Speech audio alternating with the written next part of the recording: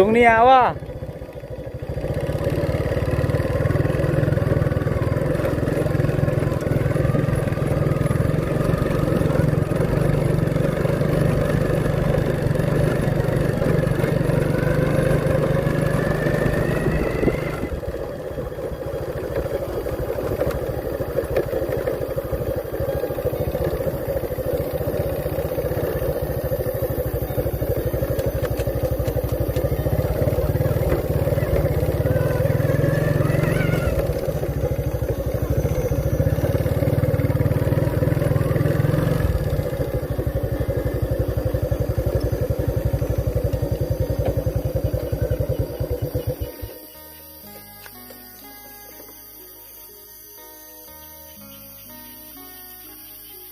เอาสบายดีทุกคนสบายดียามตอนแรงเลยตอนนี้นะทุกคน18 โมงกับ10 นาทีทุกคนเลย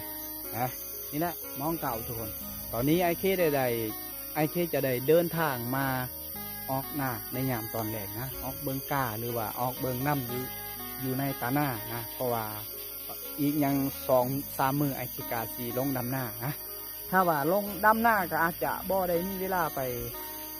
อัดวิดีโอให้ทุกคนได้เบิ่งแล้วทุกคนนะถ้าว่าลงดำหน้ามือใดผมมีเวลาเลยเพราะว่าเมื่อยแห้งนะทุกคนการไถหน้าการยั่งนั้นนี่ก็เมื่อยนะเดี๋ยวตอนนี้ไอ้เคก็จะถือเอียนถือโคมถืออีหยังต่างๆมักเขือกระเจ้าpower bank ครบสุดใช้สากอีหยังต่างๆอันนี้คือแยงนะถ้าว่ามีเขียดกับซีไปการเขียดยามกลางคืนนี่คือโคมโคมไฟสายนั่นแหละแล้วจะเครื่องตัวนี้จะไว้บนนี้คือเก่านะทุกคนเลย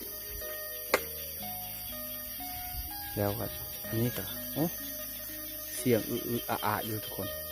มันเฮ็ดคือฝนชีตกอยู่ผักเบื้องนั้นถ้าว่ากลางคืนกะบางทีก็จะหาอันการเค็ดแถวนี้นะเค็ดตะปาดทุกคนเลยนะถ้าว่าเป็นไปได้กะไอเคจะได้ให้ทุกคนได้เบิ่งในวิดีโอกลางคืนนะทุกคนการเขียดการยั้งนี่แหละโอ้ยนำอยู่ในตาหน้าเบิดแห้งเบิดแล้วทุกคนเลย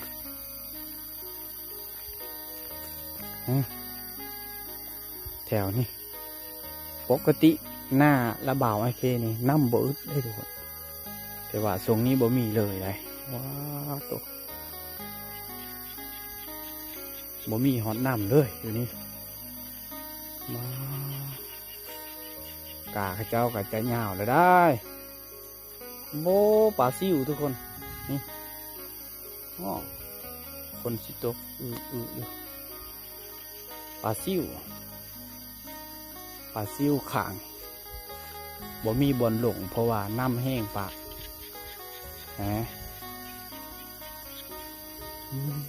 อันนี้เป็น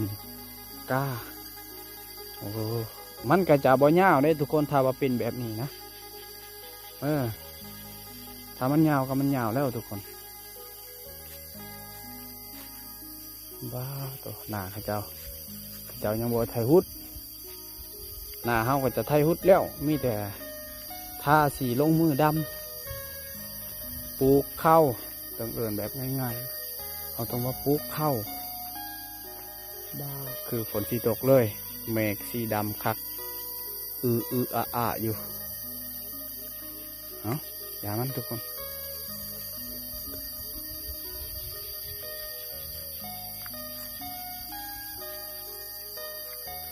ย่างไปเทียงนานะพุ่งเป็นเทียงนาไอเคเลยบรรยากาศที่ทงหน้ายามแรงทุกคนเลยแบบนี้ละแห้งหมดแล้วนำ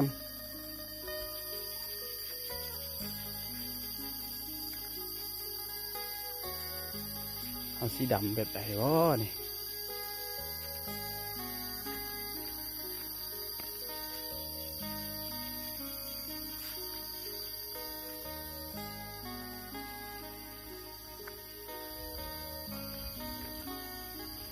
นี่ขนาดตาตัวนี้ทุกคนเลยมีน้ำลายกว่าหมูได้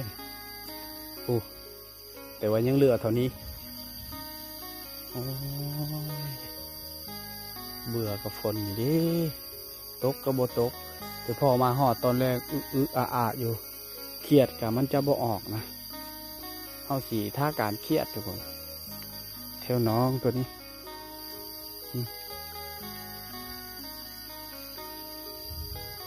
งาม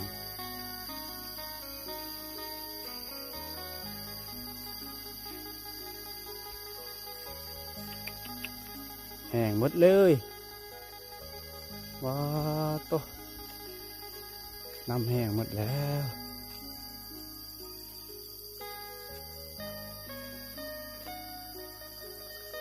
เอาเลย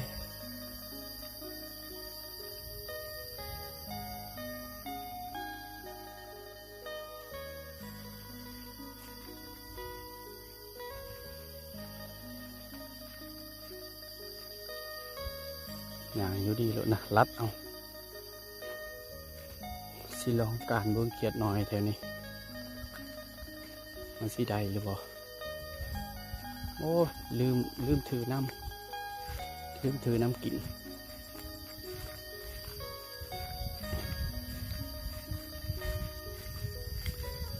ไปจอบเบิ่งอันนั้นก่อนไปจอบเบิ่งกาก่อนฮะทุกคนเลยแต่มันก็พ่อมีน้ำอยู่แถวนี้ปลาตัวนี้กาจะมีน้ำอยู่ผมจิตตกแล้วกัน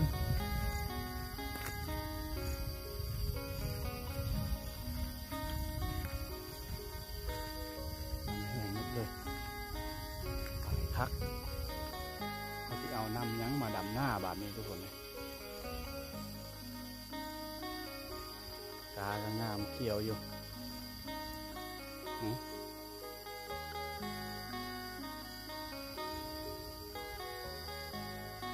กำลังเขียวสดงดงาม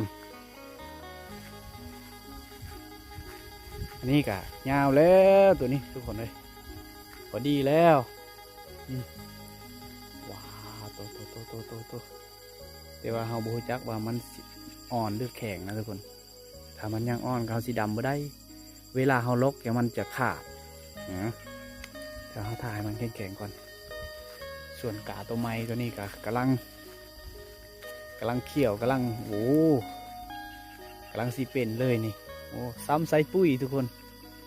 ว้าวนี่กำลังตึงตัวตึง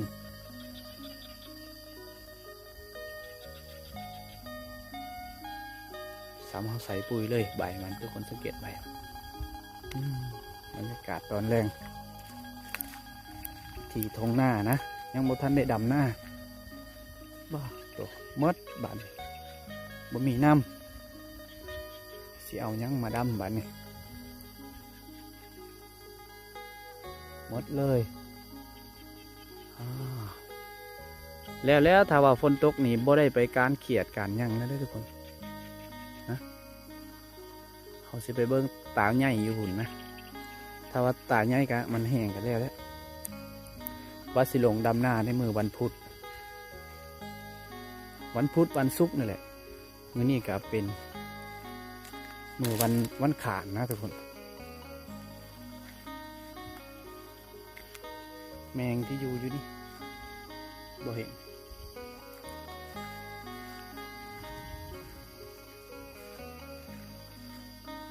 รถไถก็ได้จอดปะไว้แถวหัวปอกหัวโพนแถวนี้โอ้ตาใหญ่กับว่ามีน้ำตายบาปนี่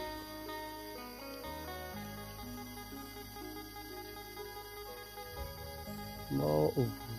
อยู่คือฝนสิตก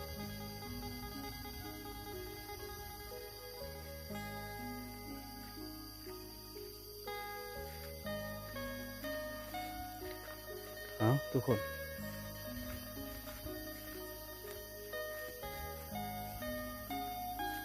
โอ้อันนี้ตาตัวนี้พอดีเลยนะ เอาว่าสิลงดำหน้าพอดีเลยตาตัวนี้ดำได้เลยนี่หนึ่งนี่สองสามนะแล้วก็สี่ตัวนี้ห้าตัวนั้นหกตัวนี้ดำได้เลยทุกคนจุดนี้น้ำซ้ำนี่แหละพอดีแหละพอดีกับกาเฮานะ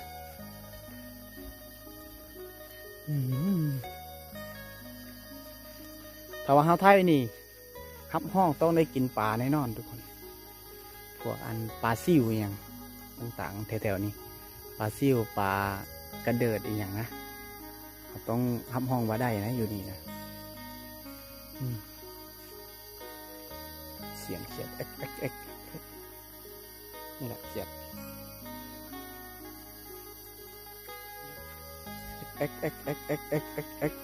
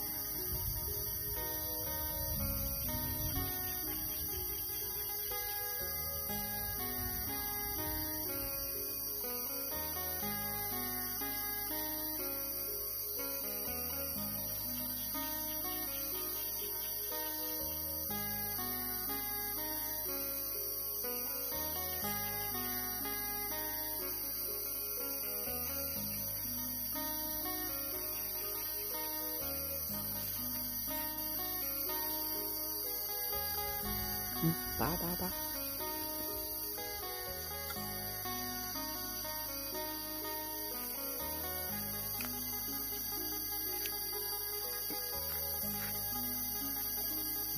ลาซิวเต็มเลย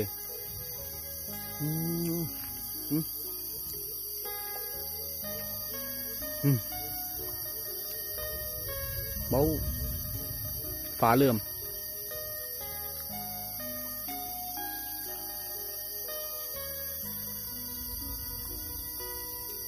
จุดนั้น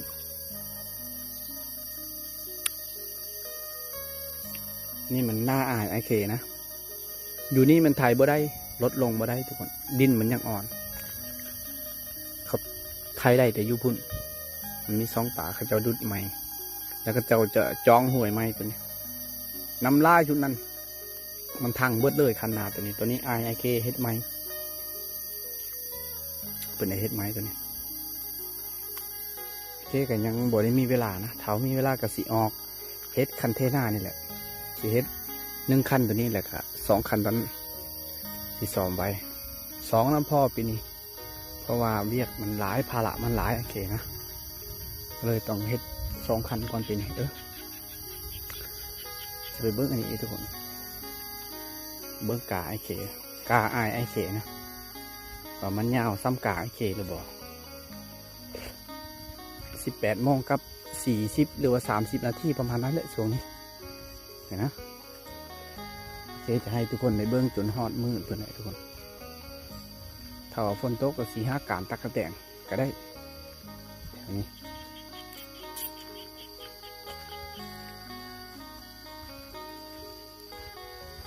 ไอเคใช้เวลาการไทยฮุดเนี่ยกะ4 มื้อนะใช้เวลาการไทย4 มื้อเลยอ๋ออันนี้โอเคถ้าว่าฮอดมือดำกับสีจัดการตาตัวนี้ลดนะตาตัวนี้ดำได้มีน้ำลายตาตัวนี้แล้วก็ตาตัวนั้นดำก่อนลดตัวได้ที่มีน้ำเราต้องดำก่อนแล้วทุกคนนี่กาโอเคตาเดียวนี่ก็จะหวานสีสอบหรือว่าสีเป่ามันก็จะออกบ่ยาวเลยทุกคนทุกคนสังเกต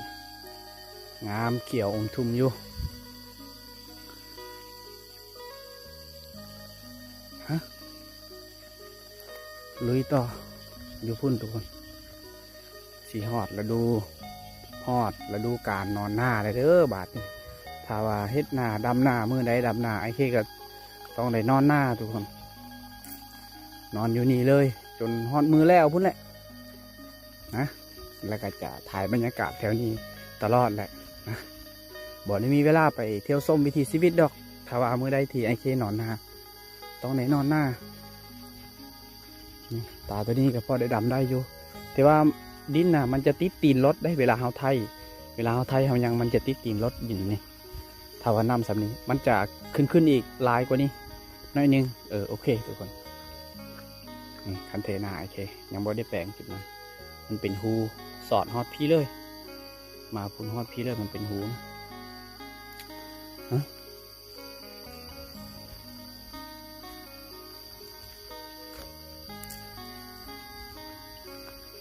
นี่แหละทุกคนเลยบรรยากาศทุ่งนายามแรงนะ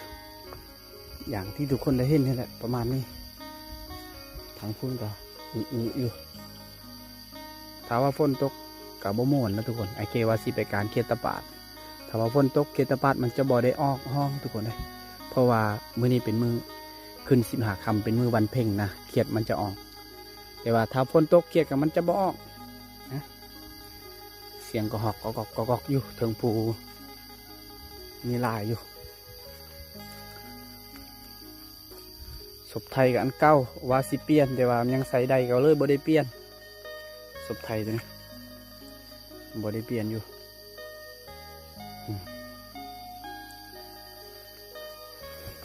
ถ้าว่าดำหน้ากะไอเคต้องคือจักสูบน้ำเลยฮะปะไว้อยู่บนนี้สูบขึ้นน้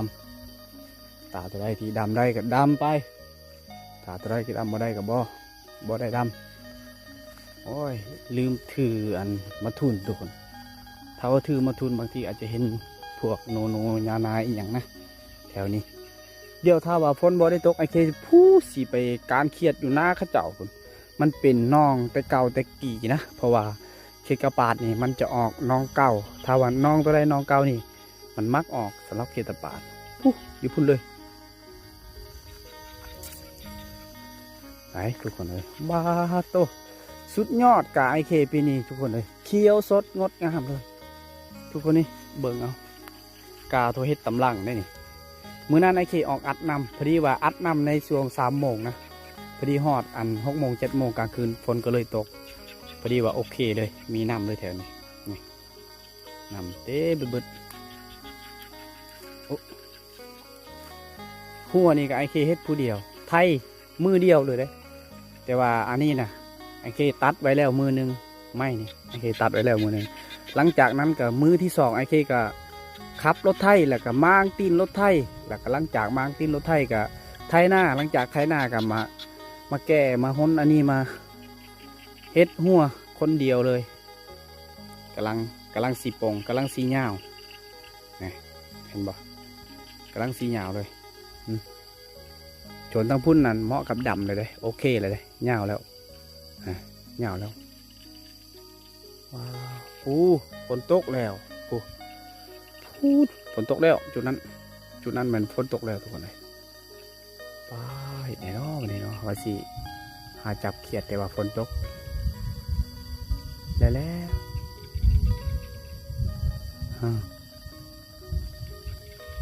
แต่แล้วมัน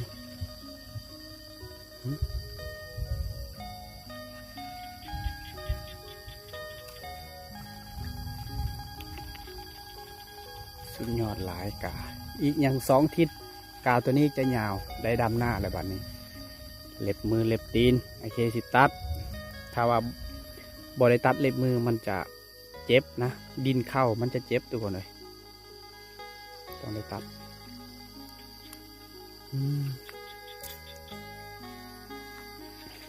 ที่เบิ่งอันนี้บ้าตัวเขาอัดนำใบเขียวคักเลยกาตัวนี้โอ้ยตัวนี้ก็ยาวแล้วได้ทุกคนยาวแล้วทุกคนเลย